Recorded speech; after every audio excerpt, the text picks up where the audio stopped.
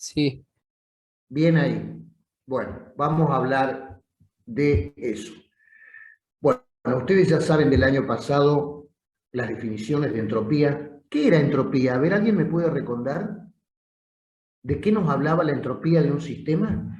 ¿O de qué hablaba la entropía? Importantísima es la variable medida de termodinámica. desorden de un Es sistema, la una medida de medida, caos.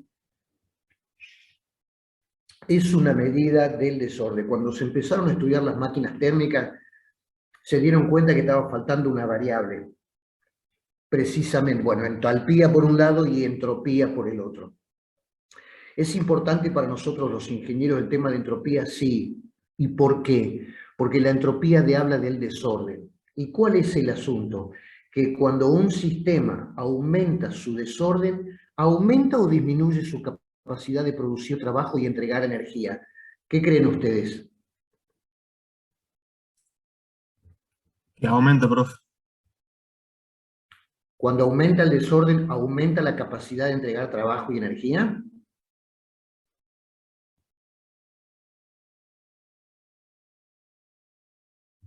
Disminuye, profe. Ah, porque si no tenemos que volver todos a física 2, ¿eh? Claro, claro, claro. Imagínense un grupo de trabajo donde el grupo está organizado o está desorganizado. Organizado significa que cada uno hace lo que le corresponde en tiempo y forma en un proceso, y el otro donde cada uno hace lo que quiere en el grupo de trabajo. ¿Cuál va a producir mayor cantidad de trabajo? El que está organizado.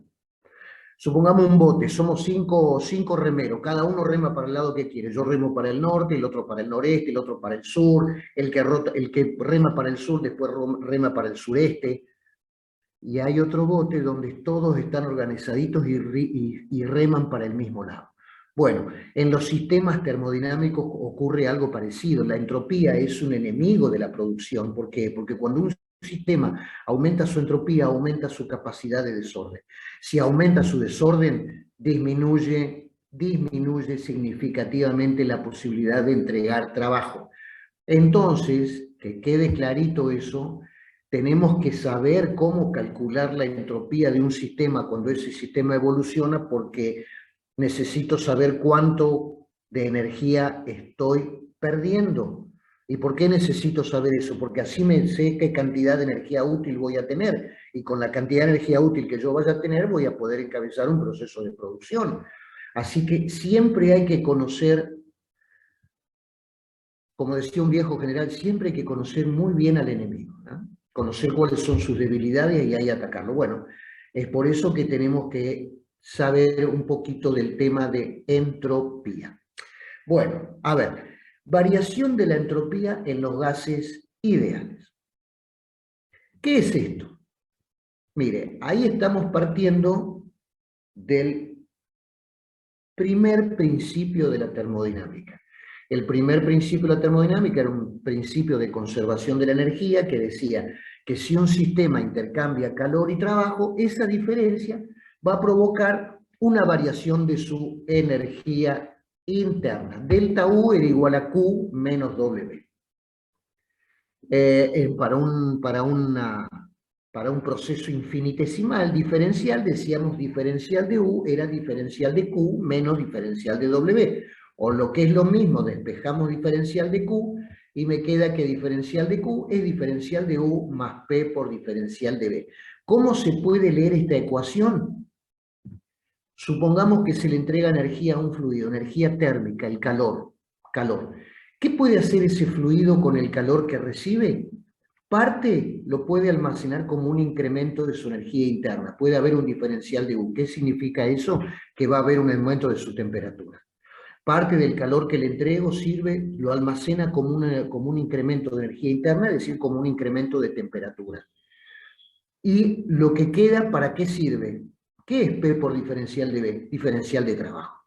O sea, que en general, en líneas generales, el calor que se le entrega a un fluido, un gas ideal, parte puede ir a incrementar su energía interna, diferencial de U, y la otra parte puede ir a entregar trabajo, puede transformarse en trabajo. Es decir, puede ser, le entrego 10 joules de calor, 3 joules aumentan su temperatura, diferencial de U, y los otros 7 joules, ¿dónde van a parar? Trabajo.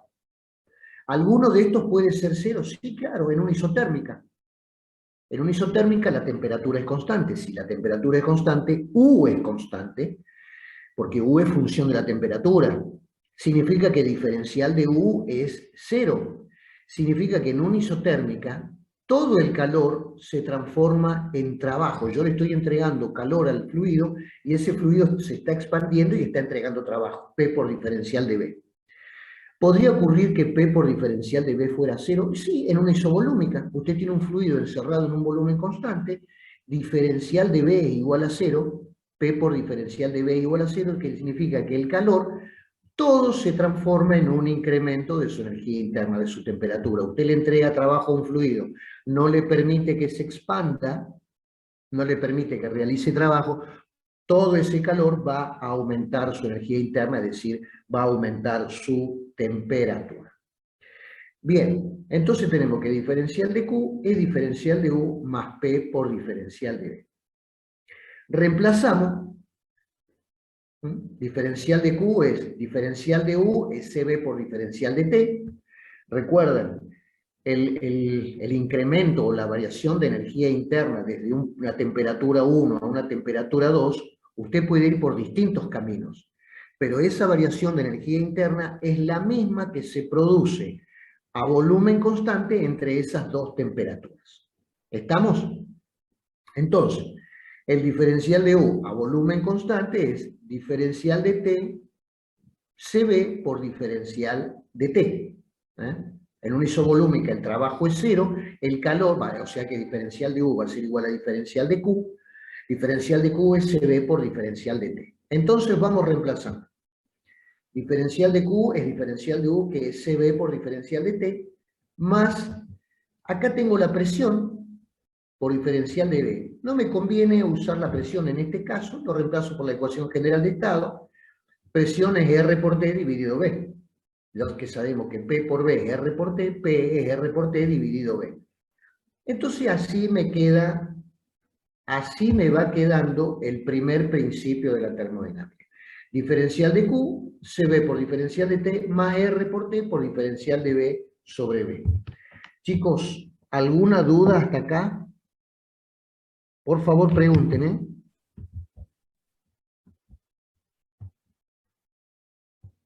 ¿Alguna preguntita, alguna duda? ¿Se entiende bien esa diferencial de Q? Sí, profe, se entiende bien. Yo tengo una duda. Gracias. ¿Por qué en vez de reemplazar por nRT sobre B, No, pero como estamos haciendo, también, P por B es M por R por T, pero como estamos haciendo todo por unidad de masa, es P por B igual a R por T. listo, gracias. Es por unidad de masa, es decir, no ponemos ni M, ni N, porque es dividido M o dividido N, entonces nos queda que P por B es R por T. Estamos, ¿no? Listo, ahí entendés, gracias.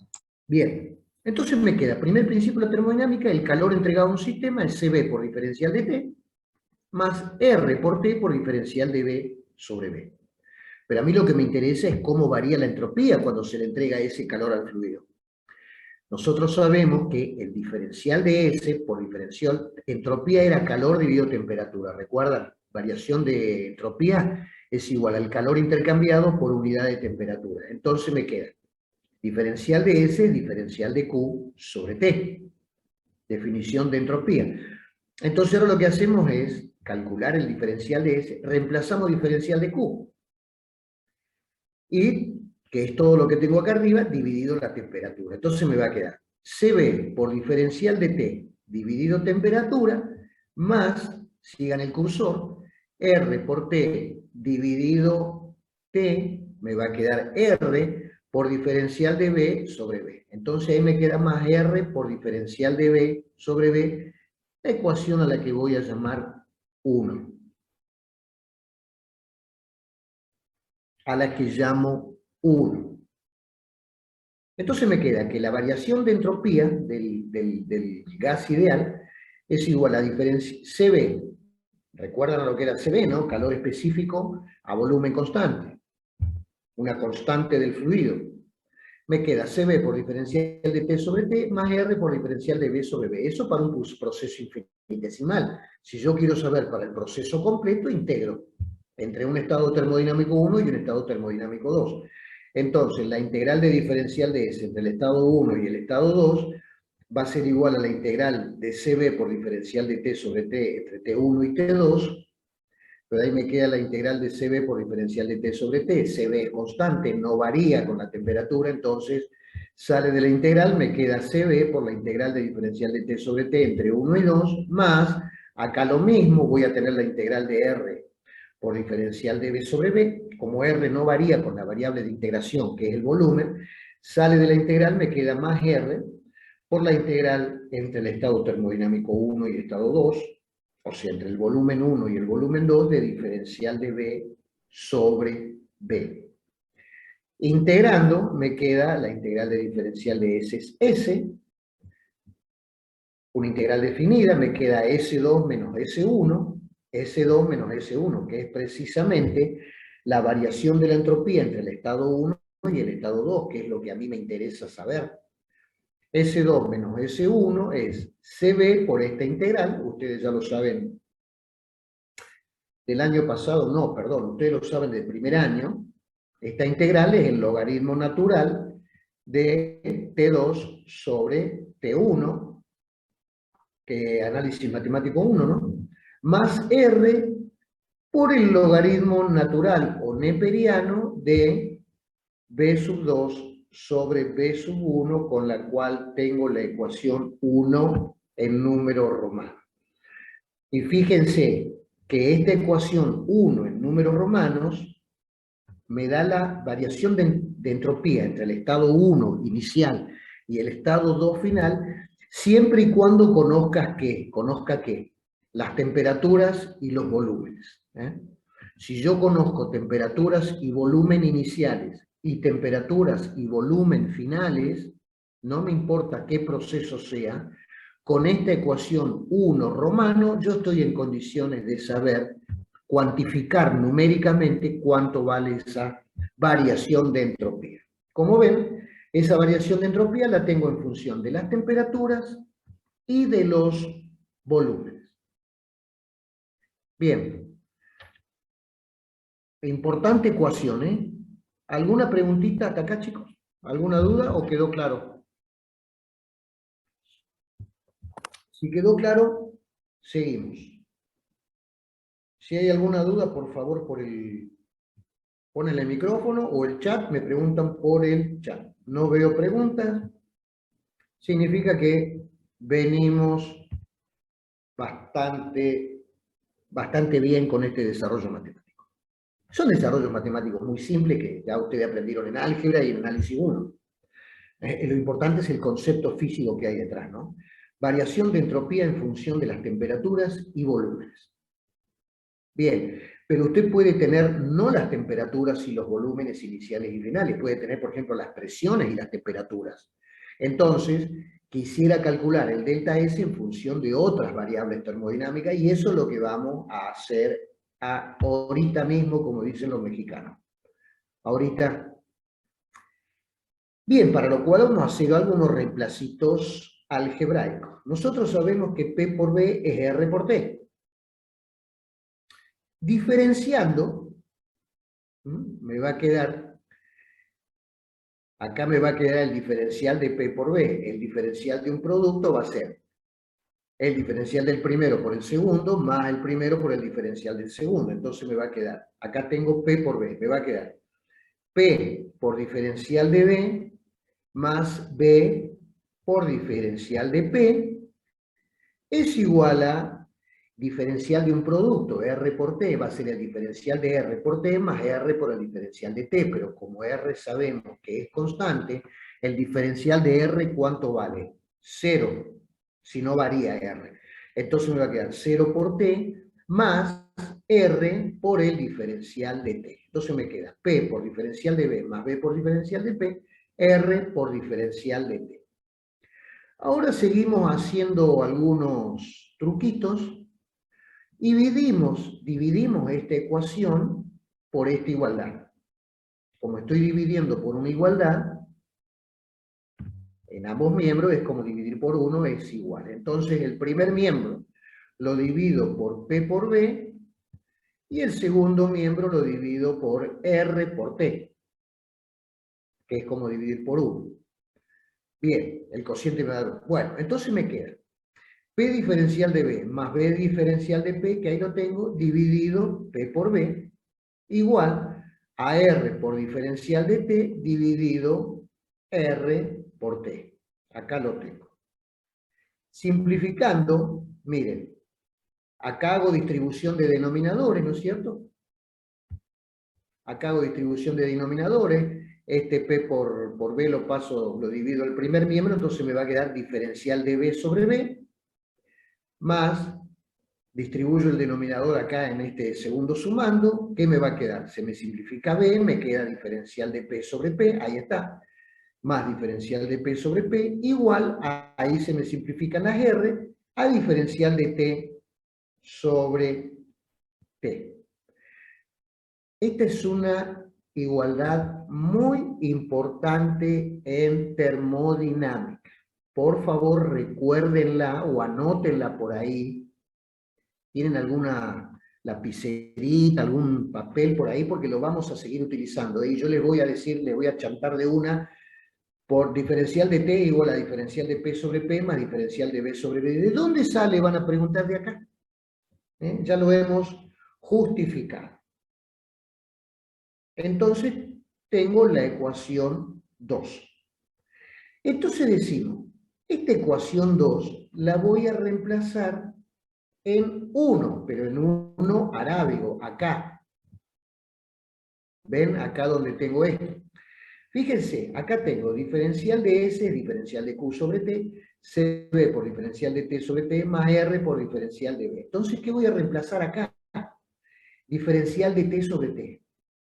Entonces, en lugar de escribir en la ecuación 1 diferencial de T sobre T, escribo esto. En lugar de escribir diferencial de T, me va a quedar diferencial de B sobre B más diferencial de P sobre B. Como eso está multiplicado por CB, me queda acá que diferencial de S es CB por diferencial de B sobre B más CB por diferencial de P sobre P. ¿Estamos? Más, volvemos a la ecuación 1, más R por diferencial de B sobre B, que es lo que está acá.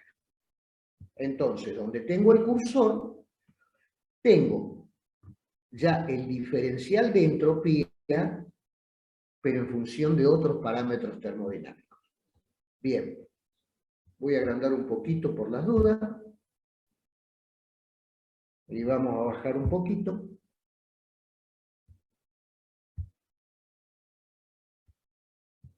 Bueno, entonces ya tengo esta ecuación donde tengo el cursor. Puedo seguir operando matemáticamente y decir, bueno, fíjense acá tengo diferencial de volumen sobre volumen en dos sumandos. Entonces saco factor común, diferencial de B sobre B, factor común de calor específico a volumen constante más R. Entonces me queda calor específico a volumen constante más R, paréntesis, diferencial de B sobre B, más lo que tengo acá, CB por diferencial de P sobre P. ¿Sí? Bien. Seguimos operando, integramos, como veníamos haciendo recién. Me queda la integral acá en el primer miembro, integral en el segundo miembro, integral de diferencial de S es S, integral entre 1 y 2, me va a quedar S2 menos S1.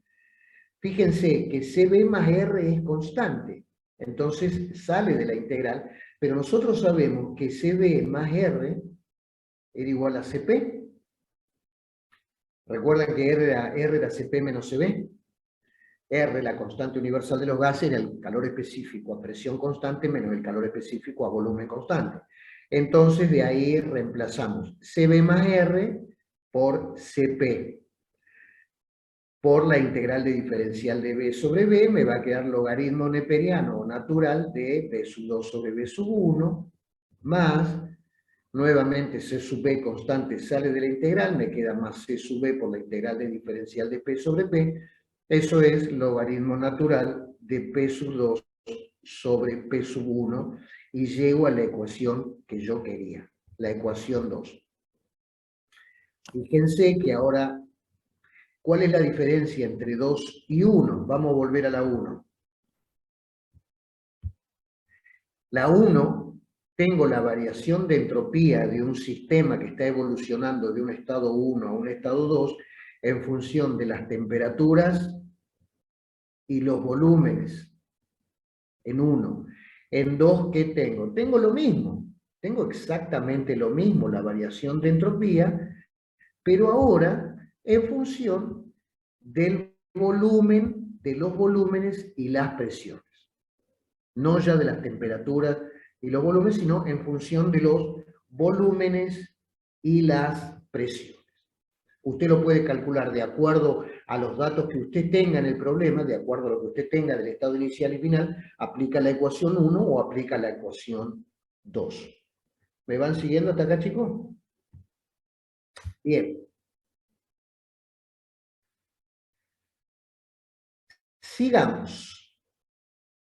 Ya tengo dos formas distintas de calcular la variación de entropía. Ahora vamos a ver una tercera que también es muy importante porque me la va a dar en función de otras variables termodinámicas que son presión y temperaturas. Y esa es muy útil. Bueno, vamos a ver cómo la deduzco. Ya sabemos que el diferencial de S, reemplazando esa ecuación, ¿se acuerdan que yo les dije, anótela en un papelito porque es muy útil? Diferencial de T sobre T es igual a diferencial de B sobre B más diferencial de P sobre P. Reemplazando eso, me queda que el diferencial de entropía es igual a CB por diferencial de T sobre T más R por diferencial de T sobre T menos R por diferencial de P sobre P. Con el reemplazo de la ecuación que yo les dije recién. ¿Alguna preguntita, chicos, hasta acá con esta ecuación donde tengo el cursor? Es matemática, ¿no? Esto simplemente es matemática. Bien. Entonces, acá ven que tenemos diferencial de T sobre T, lo tengo en dos sumandos, lo saco factor común, me queda factor común de CB más R. Entonces escribo CB más R por diferencial de T sobre T menos R por diferencial de P sobre P. Pero sabemos que CB más R es CP, significa que el diferencial de entropía es CP, calor específico, a presión constante, por diferencial de T sobre T, menos R por diferencial de P sobre P.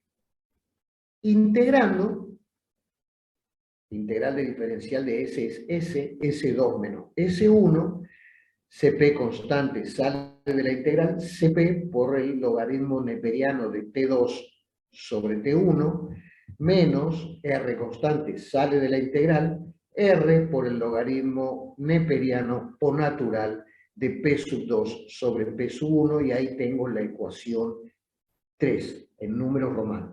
Ya tengo la 1, tengo la 2 y ahora tengo la 3. ¿Y por qué es importante? Mire, ahí está. Dice, hay una llavecita ahí, dice, esta ecuación es la más usada. Pues, presión y temperatura. Ven que tengo acá el cálculo de la variación de entropía en función de las temperaturas y las presiones. Antes la tenía en función de las temperaturas y los volúmenes, y después en función de los volúmenes y las presiones. Pero ahora la tengo en función de temperaturas y presiones. Entonces me dice, esta ecuación es la más usada, pues P y T son las variables termodinámicas más fácil de conocer en la industria para un fluido. Como siempre, casi siempre podemos conocer o medir las temperaturas y las presiones de un fluido, puedo calcular en ese ciclo, en esa evolución termodinámica de 1 a 2, cuánto ha valido el incremento de temperatura en función, el incremento, perdón, de entropía en función de las temperaturas y las presiones. Las tres son útiles, obviamente, naturalmente las tres son útiles, pero la 3 es la más usada, insisto, por lo que hablábamos recién. Bueno, y da el caso especial en una politrópica. Ya en una politrópica ustedes saben que ya no tenemos más presión constante. Perdón, ya podemos reemplazar el CP por el CN en función del exponente politrópico. Una politrópica es una expansión más caótica, que les comento es lo más común en la práctica. En el estudio, en los apuntes, en los libros, en el laboratorio, tenemos la isotérmica, tenemos la adiabática, tenemos la isovolúmica, tenemos la isobárica, todo muy bonito, transformaciones notables, ideales. Pero en la práctica, las que comandan los sistemas son politrópicas. Entonces, ¿por qué estudiamos las otras? Porque estudiando las otras podemos entender mejor la politrópica. Y a las ecuaciones de las otras transformaciones las afectamos de coeficientes y obtenemos el funcionamiento de la transformación politrópica. Eso se hace mucho en termodinámica y en física. Se define algo ideal, que no es lo real, pero eso ideal después lo afecto de coeficientes y me aproximo al comportamiento de lo real. Para eso sirve definir un modelo, un paradigma ideal. Bueno, entonces reemplazo CP por CN, por lo T2, T1, supongamos si es isobárico, ¿qué pasa? P2 igual a P1, significa que este cociente vale 1 y el logaritmo de 1 vale 0. Un algo elevado a 0 es 1, significa que todo esto se va, me queda Cn por el logaritmo de T2 sobre T1. ¿Alguien me puede decir cuánto nos está quedando de esta primera parte, por favor? No debe quedar mucho. 4 minutos, profe. ¿Cuánto? 4 minutos. 4 minutitos. Bueno, no voy a empezar entonces con compresores, porque vamos a tener que cortar acá. Sí en la segunda parte,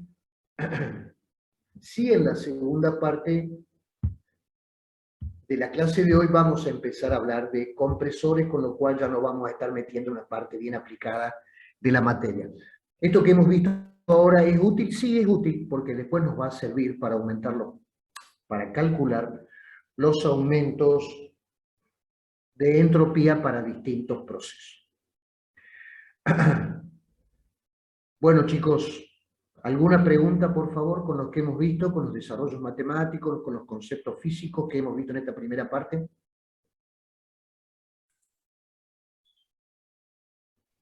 No, profe. ¿No? Bueno, si no hay preguntitas, entonces cortamos acá, hacemos 10 minutitos de recreo y son las 10:10. A las 10:20 nos volvemos a conectar y largamos con compresores. ¿Puede ser, chicos? De 10, profe. Bueno, Sí, profe. 10:20 nos volvemos a la guía de estudio, parte de... Yo creo que el ingeniero a esto lo ha actualizado, lo escuchaba la vez pasada decir que lo ha actualizado, pero todavía no tenemos la versión nueva. De todas maneras, esta versión también es bastante buena y con lo que respecta a la primera parte, es muy parecida. A lo sumo le habrá agregado algún dibujo o alguna corrección, porque por ahí hay algún error que debe ser de tipeo, qué sé yo, en lugar de tener P1 menos P2, tiene P2 menos P1, pero bueno, el alumno se da cuenta rápido, es un error solamente de tipeo, ¿no es cierto? Bueno, miren lo que hay acá. Máquinas térmicas. Miren, ahí tenemos, ¿ven donde tengo el cursor? Ahí tengo una turbina.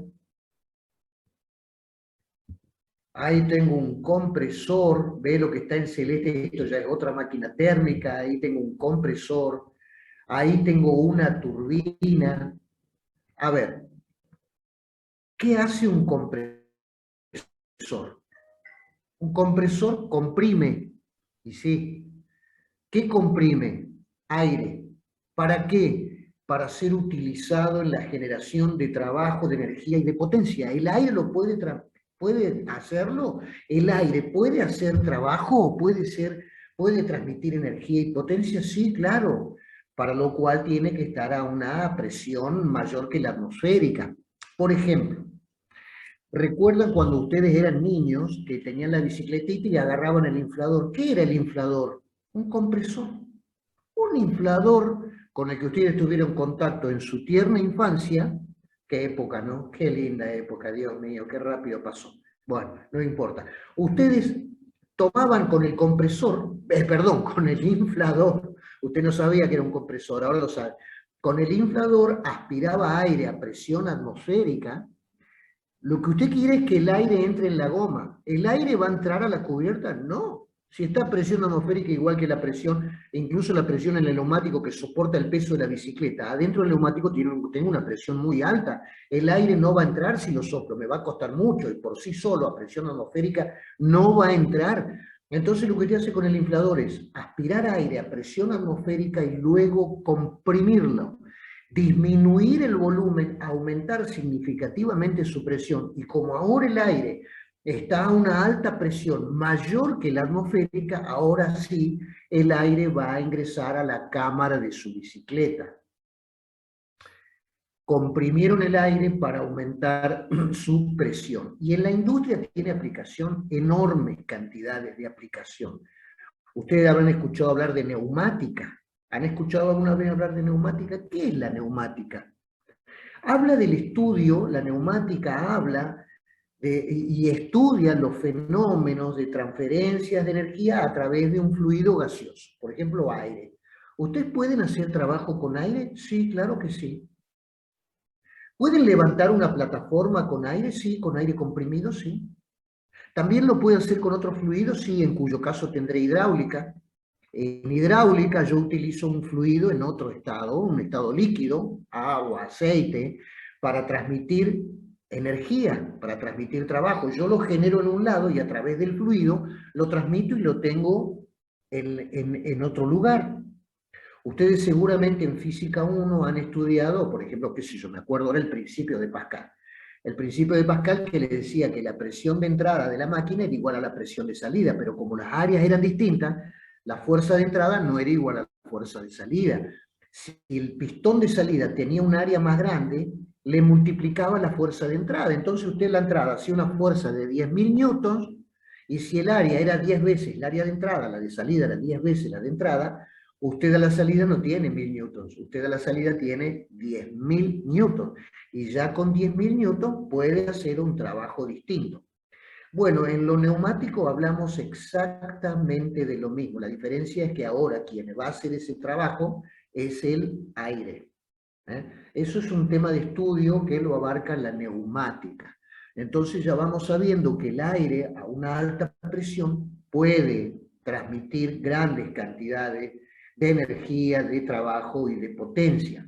Por eso necesito aire a alta presión. Un ejemplo, yo me acuerdo cuando tenía la edad de ustedes, un poquito más grande, estaba en el cuarto, quinto año de ingeniería, trabajaba en la industria autopartista. Al principio entré trabajando con las máquinas de herramienta, y después con el aire comprimido tenía que dejar limpito toda la bancada de la máquina con aire comprimido. Agarrábamos, cada uno tenía su salida de aire comprimido. Con aire comprimido, por ejemplo, nos decían la máquina tiene que quedar limpia. Perfecto, así que con aire comprimido le damos un chorro y limpiamos de viruta la máquina. Un ejemplo muy sencillo y muy sensible, muy sencillo de la aplicación de aire a alta presión. Aire a alta presión me servía en este caso para limpiar de viruta un dispositivo. Pero como esa aplicación, enorme cantidades de aplicaciones, el aire a alta presión en la industria. En la pintura, por ejemplo, usted quiere pintar, vio los robots que están pintando en la sala de pintura en las empresas autopartistas. ¿Quién se cree que pinta? Usted se compra la Toyota Hilux, bien pintadita. ¿Quién la pintó? Hay unos robots que pintan. El robot va recorriendo determinada cantidad de espacio, sabe las coordenadas a las que tiene que ir, pinta. Sí, pero la pintura tiene que salir.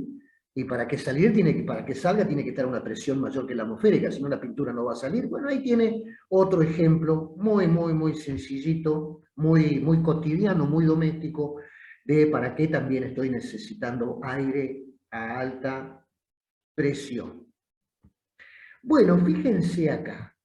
Vamos a hablar un poquito de las máquinas térmicas. Tenemos, por ejemplo, una turbina y un compresor.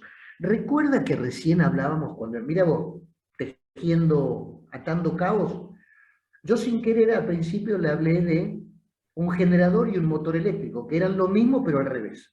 A un generador entra energía mecánica, sale energía eléctrica, ley de Faraday, y a un motor al revés, le entra energía eléctrica, usted enchufa el motor y le sale el eje girando, energía mecánica. Bueno, con la turbina y el compresor pasa algo más o menos parecido. A una turbina, ¿quién entra? ¿Ingresa trabajo a una turbina? No, lo que ingresa a una turbina, a los álabes de una turbina, es un fluido con alto valor de energía cinética. Puede ser gas, puede ser agua líquida, turbina hidráulica, puede ser vapor, turbina de vapor. Ese fluido se expande en los álabes de la turbina, la hace girar y tengo de salida trabajo mecánico. El eje está girando. Y en un compresor, igual, pero exactamente al revés. A un compresor, ve acá está el compresor. Acá lo que entra es trabajo, al revés que en la turbina salía trabajo, el eje girando. En un compresor ingresa trabajo, yo voy a hacer girar el eje para que me comprima el aire, y la salida ¿cuál es? Aire. Exactamente al revés de la turbina. Entra trabajo mecánica, y sale aire a muy elevado valores de presión, qué sé yo, 5, 6, 7, 8 bares o atmósferas. Así que fíjense que son máquinas muy parecidas, pero que funcionan exactamente al revés en cuanto a lo que ingresa y a lo que sale, ¿no? Bueno, acá por lo que veo, esto es como una turbina de gas. A ver qué dice acá. Exactamente, fíjense, ciclo, no lo había visto, te digo, ciclo cerrado Brayton. El ciclo Brayton se utiliza para turbinas de gas. ¿Cómo funciona una turbina de gas? Bueno, acá tenemos un compresor. El compresor toma aire atmosférico, por ejemplo, el motor de un avión. El motor de un avión toma aire a presión atmosférica, lo comprime, lo envía a una cámara de combustión muy comprimido, ahí se mezcla con combustible, en el avión usted tiene que cargar combustible, se produce la combustión de toda esa mezcla de aire a muy alta presión y combustible, que es un hidrocarburo. Ustedes saben que la combustión es una reacción de esos elementos con carbono e hidrógeno, con el oxígeno del aire, una oxidación, y luego se hacen pasar por una turbina. ¿Para qué? Para que esos gases de la combustión pasen por la turbina y transformen esa energía cinética lineal en energía cinética de rotación de la turbina, por ejemplo, para obtener trabajo mecánico, para incorporarla a un generador. O si está en un avión, no, si está en un avión salen los gases de la combustión, tendrían que salir expulsados, porque si el gas sale expulsado, significa que el avión está ejerciendo una fuerza, una acción sobre el gas para expulsarlo. El gas que sale expulsado ejerce una fuerza igual y contraria sobre el resto del fuselaje del avión. La reacción, entonces, el avión avanza por reacción. Por eso estos motores se llaman turborreactores. Generalmente, en los turborreactores, cuando los gases de la combustión salen expulsados, no van directamente a la turbina. No van directamente a ser expulsados. ¿Por qué? Porque no tienen suficiente energía cinética. ¿Y por qué quiero que salgan con alto nivel de energía cinética? Porque si los gases salen expulsados a una alta velocidad, con alto valor de energía cinética, significa que la acción que le está haciendo el turborreactor al gas es muy alta. Esa fuerza de acción es muy alta. Si la fuerza de acción es muy alta, la fuerza de reacción también es muy alta. Y la fuerza de reacción, señores, ¿qué es? La propulsión. Es la fuerza que está impulsando al motor y al fuselaje. Entonces, para que se acuerdan cuando vimos primer principio de la termodinámica para dispositivos abiertos, es decir, yo tenía dispositivos en el cual el fluido entraba a un valor de energía cinética y podía salir con bajo nivel de energía cinética y alta presión, o al revés, entraba con energía cinética, salía con muy alta energía cinética pero baja presión. Eso es lo que utilizo acá. Hago pasar por un difusor, Se aumenta enormemente la energía cinética, el gas al expulsado a muy alta velocidad, es alta la acción, es alta la reacción. Bueno, y eso se llama ciclo Brayton, ¿no? Ese ciclo termodinámico que describe el gas se llama ciclo Brayton. ¿Alguna pregunta hasta acá, chicos? No, profe, ninguna. Bueno, me alegro mucho. Nota al lector, bueno, esto lo van a leer ustedes. De esta primera parte hay mucho, está todo contado muy bien, muy didácticamente, no vamos a perder demasiado tiempo en eso, lo pueden leer ustedes tranquilamente, todo esto que estoy pasando yo lo pueden leer ustedes. Bueno, ahí está una especie de índice del, vamos a agrandar un poquito. Uy, ¿qué hice? Espérenme un segundito.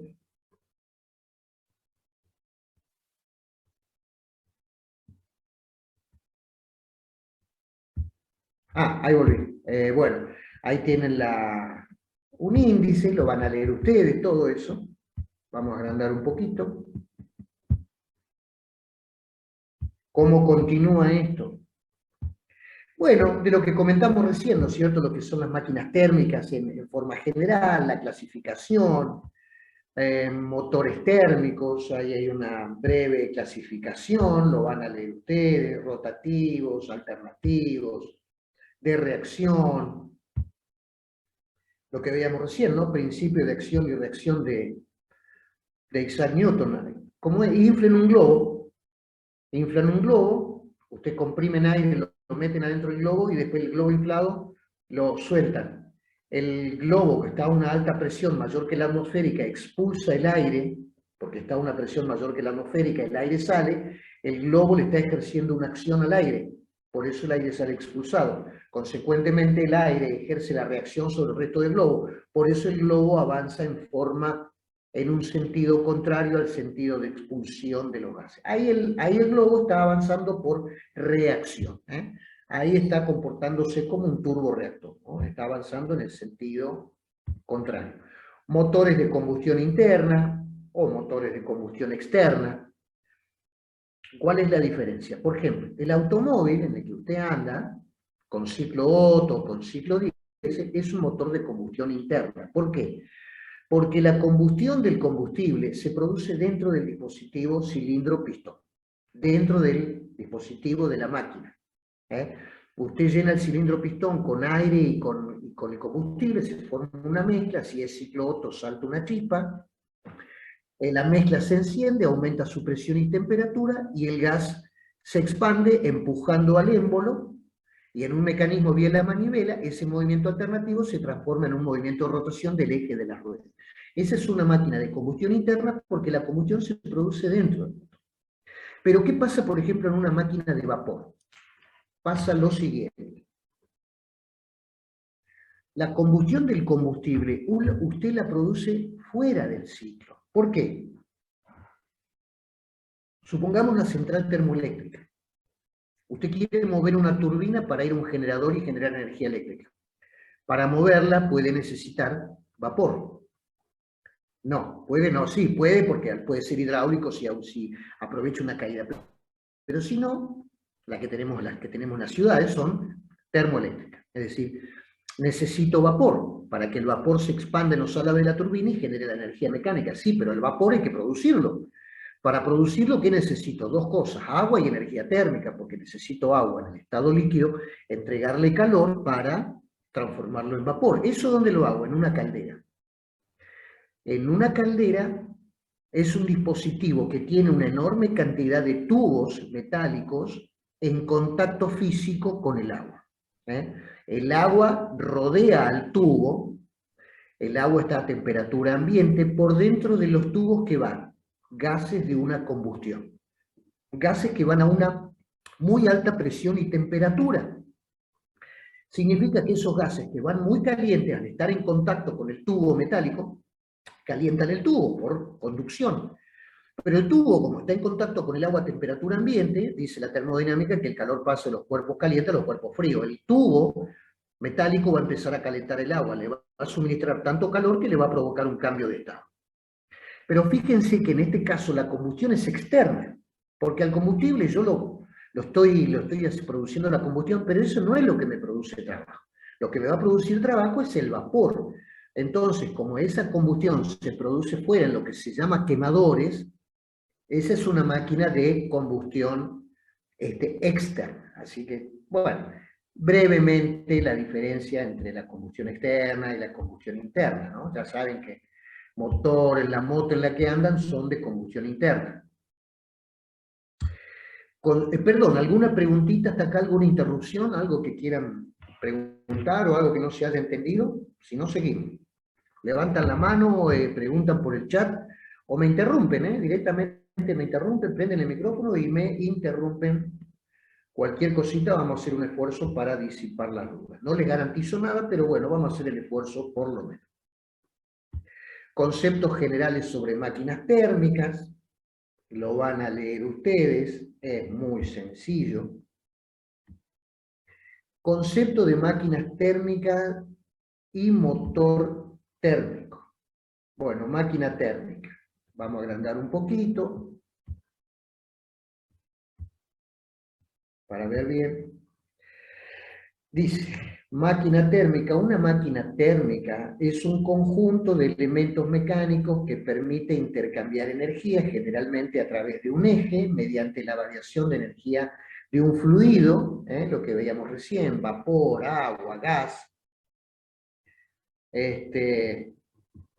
Donde estamos de un fluido compresible que varía su densidad significativamente a través de la máquina. Ingresa aire o vapor a una alta presión, sale a otro valor de presión porque entregó mucho trabajo. Bien, la máquina térmica también se puede definir como un dispositivo cuyo objetivo es convertir calor en trabajo. Exactamente. Un ejemplo muy sencillo, miren, lo que se dieron cuenta los primeros termodinámicos. ¿Vos querés tomar mate? Llenas la pava, o la pava eléctrica, o la pavita esta como la mía, que es viejita, que la pongo al gas.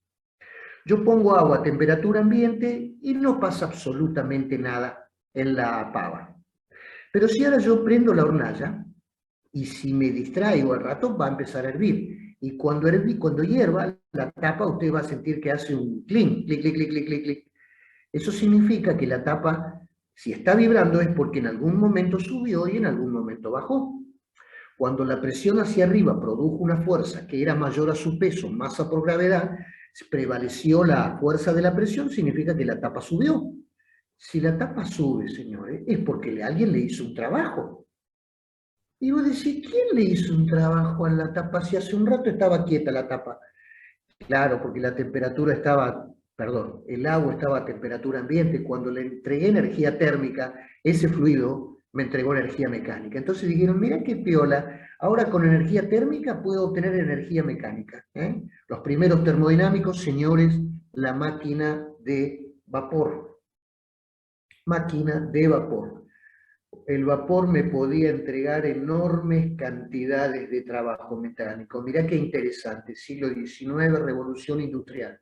Empezó una producción altísima que entre otras cosas le permitió a Europa establecer supremacía en el resto del mundo, por distintas razones, ¿no? Exportar, fabricar telas y viajar por el mundo, porque por haber descubierto esa forma de propulsar, por ejemplo, sus naves. Antes eran los caballos, los burros que propulsaban una máquina, o directamente los hombres, ¿viste? Ahí remando debajo en un barco, pobrecitos, ¿no? Bueno, ahora dijeron, che, mira, el trabajo ese lo puede hacer una máquina de vapor, y va a entregar muchísimas mayores cantidades de potencia. Revolución industrial, máquina de Watt, de James Watt, máquina de vapor.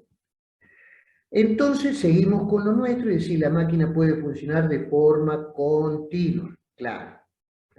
La máquina, la turbina que está girando con vapor, el vapor está entrando en forma continua.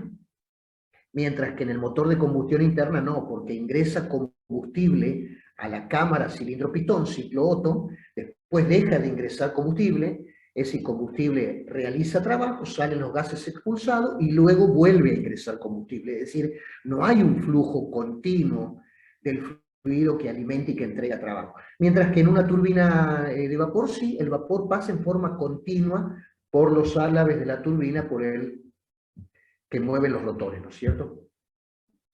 Entonces las máquinas térmicas, dice, puede clasificarse en máquinas de vapor, de la que ya hemos hablado, máquinas de combustión interna, de la que hablamos recién, y motores de reacción.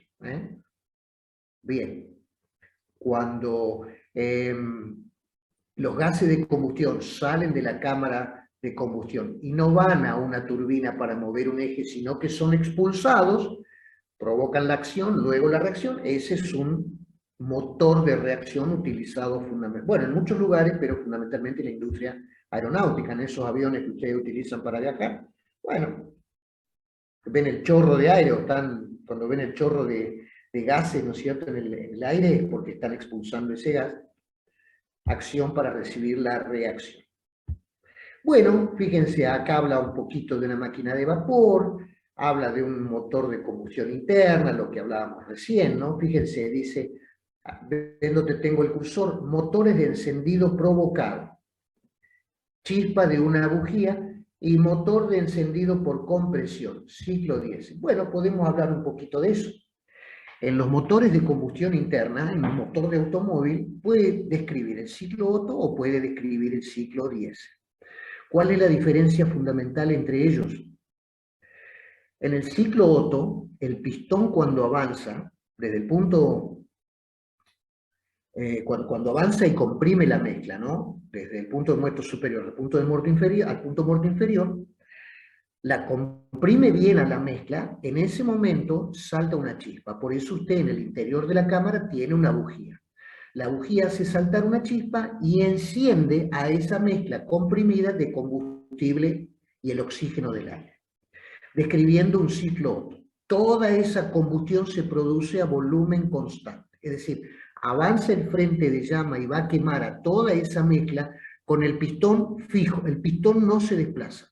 Entonces, toda esa transformación de absorción de calor es a volumen constante.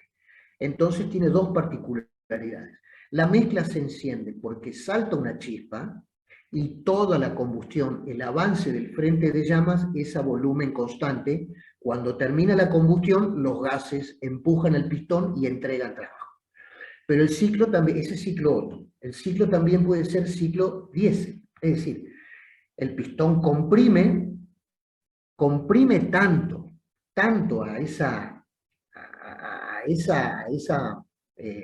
ese fluido, lo comprime tanto que se autoenciende. ¿Me entienden? En el ciclo diésel yo no necesito una bujía. Eso comprimido, el aire es altamente comprimido, ingresa el combustible pulverizado y está a tan alta presión que se autoenciende. Entonces, primera diferencia de ciclo diésel con Otto, acá hay autoencendido, no se necesita de una bujía. Segunda diferencia, a medida que avanza el frente de llama, el pistón empieza a desplazarse. Significa que no permite el aumento de presión como en el ciclo Otto, porque avanza el frente de llama y el pistón está quieto. Consecuentemente, la presión se eleva significativamente. Como acá no, avanza el frente de llama y el pistón se va desplazando, permite que la presión se mantenga constante. Entonces, esa fase de combustión, que en el ciclo Otto era isovolúmica, con un significativo aumento de la presión, en el ciclo diésel es una isobárica con aumento de volumen y presión constante. Esa es la diferencia básica entre motores de combustión interna, entre lo que es un ciclo Otto y un ciclo diésel. Bien, que acá está explicadito, ¿ven? Ciclo Otto, ciclo diésel. Bien, chicos, ¿alguna preguntita hasta acá, por favor? ¿Alguna duda?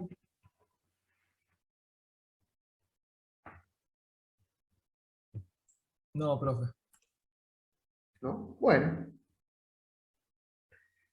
Motores de reacción es lo que veíamos recién, ¿no? Cuando el motor, cuando se expulsan gases a muy altos valores de energía cinética, recibo la reacción, entonces ahí tengo el motor de reacción. Fundamentalmente, a ver, estudiando el principio de acción y reacción, O si no, el teorema impulso igual a la variación de la cantidad de movimiento.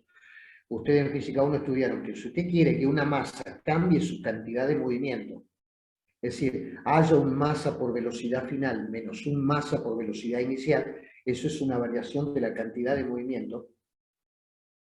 Para que el gas esté a una baja velocidad y sea expulsado a una alta velocidad, para que exista esa variación de la cantidad de movimiento hay que entregarle un impulso. Recuerden de Física 1 que era impulso, era la integral de F por diferencial de T, es decir, tenía que haber una fuerza aplicada a ese fluido a lo largo de un tiempo. Entonces, usted le entrega un impulso, ese fluido varía su cantidad de movimiento. También podemos estudiar los motores